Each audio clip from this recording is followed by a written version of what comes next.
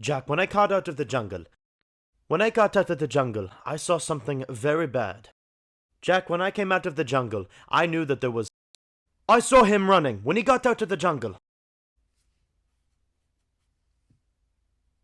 Where did this take place again?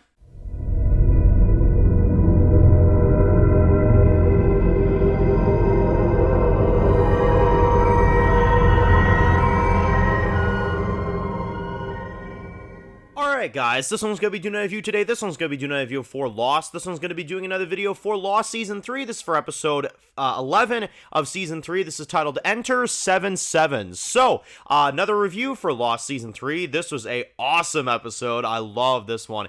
We had a massive focus on Sayid this episode as we basically are discovering some new location in the jungle. Oh, goddamn. Basically, we discover a new survivor with a eye patch, which we have kind of seen minorly before in some old, like, videos and stuff. So, I was kind of curious to see what this was all going to kind of be about. And, well, Sayid basically calls his bluff right away. They get there, basically, and it's a massive, massive confrontation. At first, you think that this guy is a Dama Initiative member, because of the jumpsuit and because of everything else that he's, part of. But no, you find out that's very much not the case. Sayid kind of gets to know him a little bit better. You got John, of course, that is on the second floor that is watching this Enter 77, documentary, basically, of this guy that's explaining more instructions about the Dami Initiative. And this guy is creepy. The guy on the video that they continue to watch, I mean, this guy creeps me the hell out. I don't know what the hell it is. He creeps me out so much. But anyway, we see more of that. We learn a little bit more about the Dama Initiative and stuff like that. But Sayid basically calls bullshit about midway through. He's like, this guy is not Dama Initiative, and he is most certainly not alone. And man, this is why I love Sayid, man. He just can read the room right away. He's so good at what he does. And well, in this episode, we also get a flashback timeline where we basically see Sayid kind of working at this like restaurant. He's kind of, low profile and stuff like that. We actually see France for a different change of location in this show, which I thought that was awesome because again, it makes for a different, change of scenery and stuff like that. It makes for a different location altogether. And well, he's working there one day. You've got a customer, of course, that walks in and they basically take Sayid. And you're kind of wondering, like, why are they taking him? Like, why are they taking him type of thing? And well, they basically take him out back and you find out that the guy that hired Sayid at this restaurant to begin with, did that intentionally so that they could lock him up. And basically this woman, that got tortured by Sayid, could do whatever she wants to him, basically. And you see the cuts and the burns and everything on her arm. You see what she's gone through, and you find out that Sayid actually did that. And that's actually one of the things I find so unique about Sayid's character is that you're sitting there watching these people abduct him, and you're seeing these people, keep him in this room and torture him and punch him and stuff like that. And you're like, man, like, these people are terrible. But then you find out what Sayid did to them and stuff like that, and you're like, man, like, does he deserve this? And it's like, yeah, he probably does. It's screwed up, but I can't say I blame these people. Like, it's fucked up, but at the same time, I understand it. I do. I understand it. It's really some brutal stuff. And I love the moral question that they give you this episode of like, does Sayid actually deserve to be tortured? And obviously they do let him go. So it's like, man, did he get off easy? Like, some would say, some would argue that maybe he did. You know what I mean? It's a screwed up thing, but I gotta say I really appreciated the flashbacks in this one because it goes to show you that you're not following necessarily a good person, and then in the current timeline, you have them that is, keeping this guy hostage, and Sayid, fights back against him.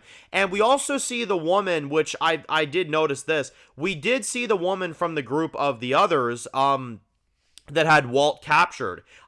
We saw her in this one, and she kind of snuck up on them, and then Sayid's point was proven that this gentleman with the eye patch is definitely not alone. And Kate realizes that this is the others, and that this is a mockery of the Dama Initiative, and these two are others, they are not Dama Initiative. And that's when they put the pieces together, you know what I mean? So I thought that was really cool. And, well, basically all hell breaks loose. You got a fight that goes down. John Locke that's held at gunpoint by this guy. Big fight that ensues. This woman gets killed, which which she was kind of a minor villain. She gets killed minorly here. And then obviously they keep this eye patch dude alive. And Saeed's basically like, yeah, we're going to use him, because they have Jack captive. Now we have this guy, you know what I mean? And they're kind of wondering, like, why the hell are you keeping this guy alive? And it's like, well, because there's a very good reason for that. You know what I mean? We could use this guy to get Jack back. And if that's the case, if they give a shit about this guy, then we got to try. You know what I mean? And I thought that was really cool. And obviously, at the end of the episode, this entire station basically blows the hell up. It was on a timer, right? And you got them to get out of there just in time. And they flee, basically. So it was pretty damn intense, man. I gotta say, this is really cool, man. I always love Sayid episodes, but this was awesome. This was fucking awesome. I love this shit. So, and then obviously we also have a B plot in this episode with Sawyer, kind of some, minor, island stuff where he's basically playing a game of, ping pong, basically to, if he loses, he is going to have to call people by their actual name, basically, which he never ever does. He never calls people by their actual name. And of course he loses, and now he's going to have to actually call people by their actual names. I think they said for like a week or something, which already for Sawyer is a torture right there. I mean, if Sawyer can't call you whatever the hell he wants, then he's going to go mental, man. So there you go. But Hurley makes that deal with him, and I thought that was kind of a funny, offshoot side plot to all the, drama that we saw in this episode. So we saw the flashbacks with Sayid getting tortured. We saw the current day with the Dama Initiative guy, even though you found out that him and some of these others are others. And then they basically are going to use this guy's leverage now. And then we also got a side plot with Sawyer at the island now having to call people by the actual name that they go by. So yeah, this was intense stuff, man. I love this episode. I loved it through and through. I'm going to give it a perfect 10 out of 10. I loved it so much. I love Sayid episodes. And I thought it was really, really good. It was a really good episode, really well done. And I'm looking forward to, of course, reviewing the next few because this season gets really insane. There's a lot of insane twists and turns that are coming up here. So let me know your thoughts on this episode. Post your thoughts, post your opinions down below, guys. And if you're new to the channel and you enjoy videos like this, make sure to click subscribe button to not miss any other videos for Lost. Make sure to follow me on Dan's Views Official on Instagram, guys. And of course, I'll see you guys really soon for more videos for Lost. Enjoy the rest of your day, guys, and peace out.